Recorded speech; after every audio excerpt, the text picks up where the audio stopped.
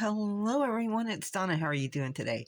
So I have actually um moved my cutting table, and this is something I had it going this way, but it gave me some issues getting to parts, 3 threads of my 6 needle, and I couldn't get all of my fabric down there, and especially what's under it. So after doing some careful measuring, I'm like, it's pretty much going in what I classify as the center of my room now, because I've got one of those 4-foot chrome racks full of fabric here.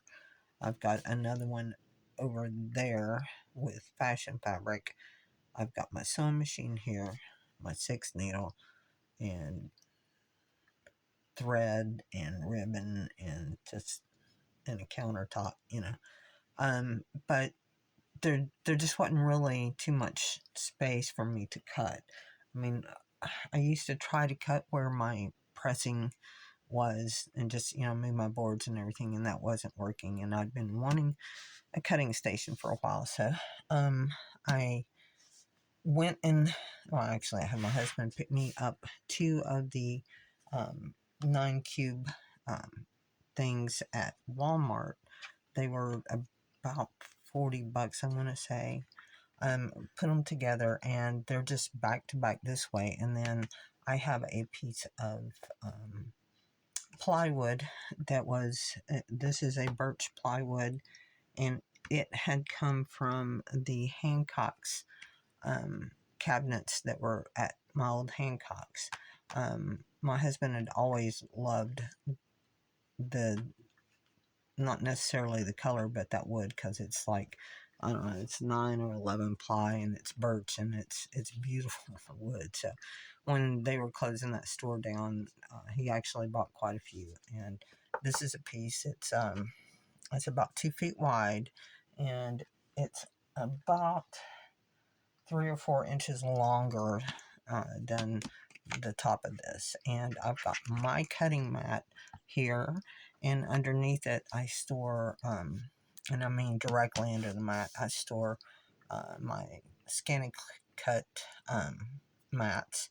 And then, as you can see, I've got my go out here. I actually pulled out my AccuQuilt because I have not used this thing in years. In fact, I've only very slightly used it. And I figured, well, I'm going to give it a try now that I have a place that I can do it, to see if I can.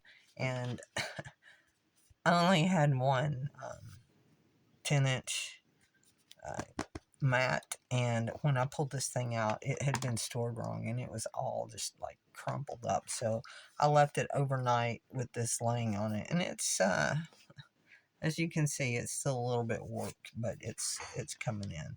And I've got my value die. The first one I tried was the Drinker's Path, and why I bought that die, I have no idea, because sewing curves like that in a 4-inch, no, not me, not anymore. Anyway, so I'm probably going to be playing with this. I have a 2.5-inch strip cutter die somewhere. I gotta try to find it. Hopefully it's not warped, because those things are expensive.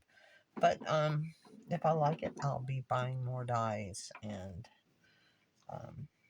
using it a lot more. I think that's going to help, at least, help with me as I get older and things like that. So we'll see. But if you have, I think it's 2 foot by 3 foot area, you are basically one of those 36-inch cutting mats.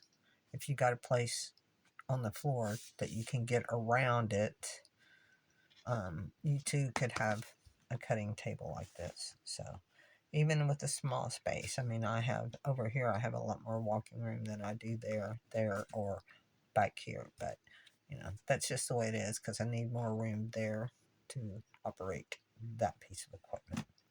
Anyway, hopefully we'll be using this and that, and making a lot more projects. I will talk to you later. Bye.